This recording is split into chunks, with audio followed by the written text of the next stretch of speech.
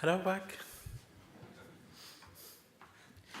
Yeah, I'm here, the second author, and the first one couldn't make it. This is why I'm presenting. Thank you. So this work is entitled DataDriven Approach for Automatic Telephony Threat Analysis and Campaign Detection. The agenda will be introduction, where we define our problems. We do the problem statement. After we discuss the framework architecture, the implementation, then we provide some very first results. And after we conclude, start with the problem. So we have a lot of complaints, telephony complaints. In US, we have about 300,000 complaints every month about robocalling. I mean by telephony complaint, so we have a phone number, and we have some texts about people complaining about this phone number, and they can give you some metadata. Let's say they give me this caller ID, some extra information. So the problem here, so also we have millions of complaints in US alone, and this is only for government complaints. There's other sites where they're openly viable, where people are complaining. So it is million. And this number is increasing, not decreasing, and it costing a lot. I mean, not the complaint, but the telephone scam. So the problem statement here, can we use these complaints to detect, not detecting, or prioritize what are the scams, what are the top scams, and can we cluster these scammer or campaigns? So yeah, because we have different sources, we are looking for collecting these complaints from different sources, so getting them clean and sorting them. We are use them to generate a timely threat intelligence, and we trying to geolocate, and the last thing is we trying to detect campaign, people that they use different phone numbers to do the same thing. So for that, to answer as a response, we develop TAINT, which is a framework that collects, store, analyze, complain, and try to give insight to the investigator, to the TSPs, telephony service provider, and insight about the telephony abuse automatically, without any manual use. So this is one. The second thing, we are trying to detect campaigns, and we evaluate on our system on 5 million telephony campaigns. This is only the evaluation, but we also have feed, which is used for other purposes. On span of 7 years. So as architecture, we get data from our partners. Also, we collect data from free sites, with a million. Some site they open, you can put complaint there. We collect data from there, and collecting data from site mean crawling, just getting. So sometimes you get blocked. So it is. Right. So the architecture is like this. We get complaints.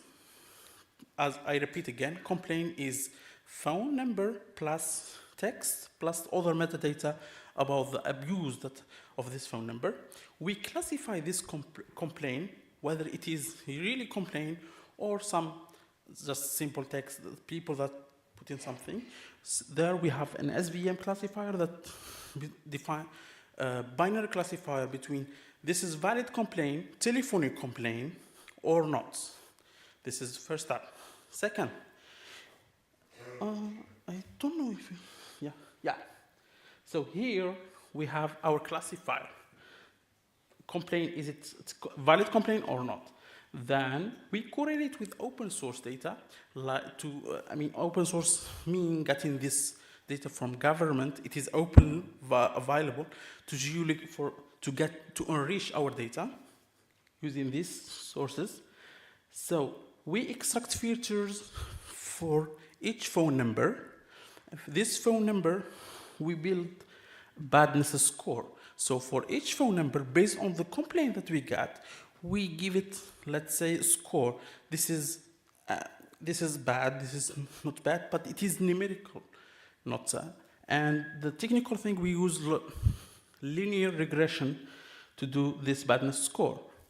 And the goal is to prioritize that for the investigator or the TSP, that this is more dangerous than the other phone number.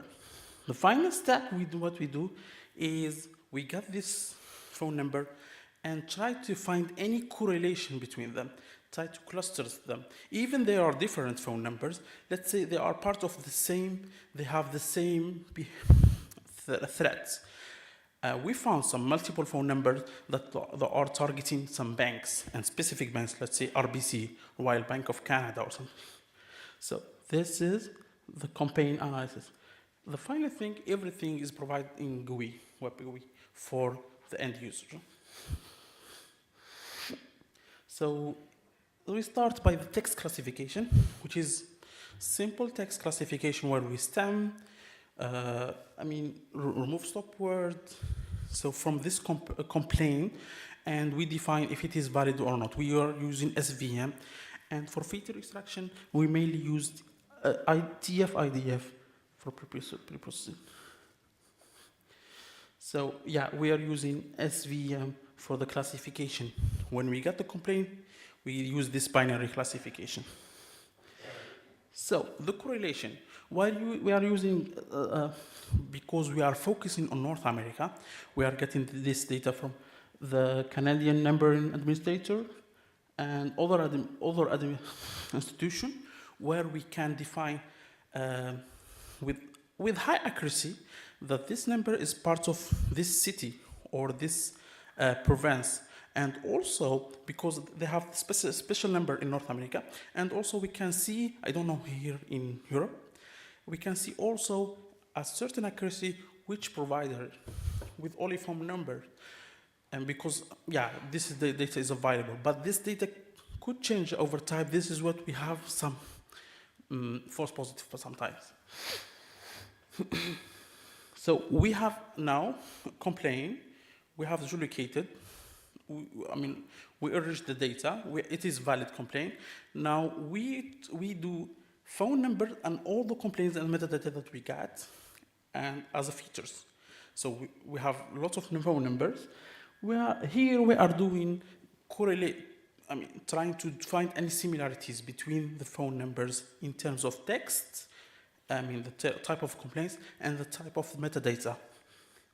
So we are doing the brute force similarity between each vector. And for fast brute force, we are using LSH, locality sensitive hashing. So it is doing this fast with, even we have 5 million, it is, let's say, seconds, maximum hours. In our 5 millions, you can reach, I think we do it in 15 minutes, in small server, so it is fast. So this is the thing. So we do the similarity using epsilon, where we do this is similar or not. We end up with this graph where we see the dots here are highly connected phone numbers. So they are really similar. This is what we define as community. These phone numbers are very similar, even in text and other features. So we have this huge graph. We want to extract these dots, or what community, highly dense. We want to extract them and define them as suspicious community.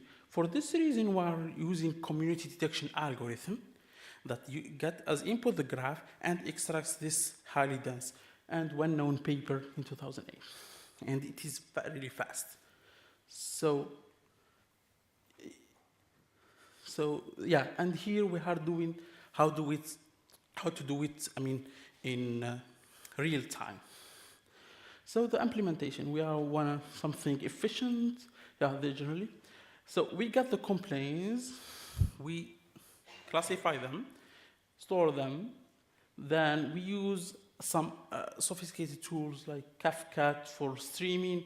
We do the graph analysis, we do it in Neo4j. It is graph-based graph database. So and it has all the algorithms that we need. It is fast. So we use the correlation to enrich our data. And the final thing, we use Elasticsearch, where it is indexing based on Lucy. And the final thing, everything will be provided for the end user. So let's look out to our data set. Our data set, it's 5 million complaints over 2007 years from different sources. And we have 80,000 unique number. Yeah. And this is the distribution over time. Here we don't, it is increasing first, and see, and it is a gap because we didn't receive data, we just selected this data, but we have data, it is increasing always. Even in 2017, it really increased. Yeah, this is the distribution because we are in North America. Most of them are from the United States and Canada. And this is toll-free numbers, phone numbers that are not part of any specific place. And these are from all over the world. You see that 7% are from international complaint. So this phone number from other countries. And the interesting thing that most of them, after we did the analysis, we did the filter, this is, the fruit. So most of them are from Jamaica, which is fishy, and we see Italy there. Yeah. So, and this is outside Canada, and outside North America. And here we see the cities distribution. We can see the phone numbers, actually. These are most complained about, the more complaints about these phone numbers, and we can geolocate them. Here we see the type of abuse that for each phone number. The top abuse, this is people that pretend to be this one or Bank of America. So they are calling people pretending to be these guys. And as for the classifier that we talk about it's in our evaluation side, it's giving us good result, as you see here. And the regression where we use it in badness score, it is very good result that we suggest. But besides this is using this 5 million, we detect this campaign and we report them. So first in fraud campaign, people are pretending to be the IRS, the Treasury Department of USA. There is also the telemarketing people, but there is also something in Canada, like political campaign, where we find the NDP, people with different phone numbers, but at the end we found that they are the same guys, the same party. And also we have the scam. Everything is provided as a GUI for end user, and this is used by TSPs, telephony service providers, and some law enforcement. So, as a conclusion, there is a lot of people are shouting in textual format. We're using this shout to find this text to detect abuse or to group cluster abuse, telephony abuse against people. So for this reason, we propose this framework, and it is automatic in the collection, in the aggregation, in the analysis, everything is automatic. We evaluated in large data sets of 5 million complaints. The performance is good in the both classifier and the badness score. And we detect over 1,500 complaints, and we report them. Yeah, that's it. Thank you.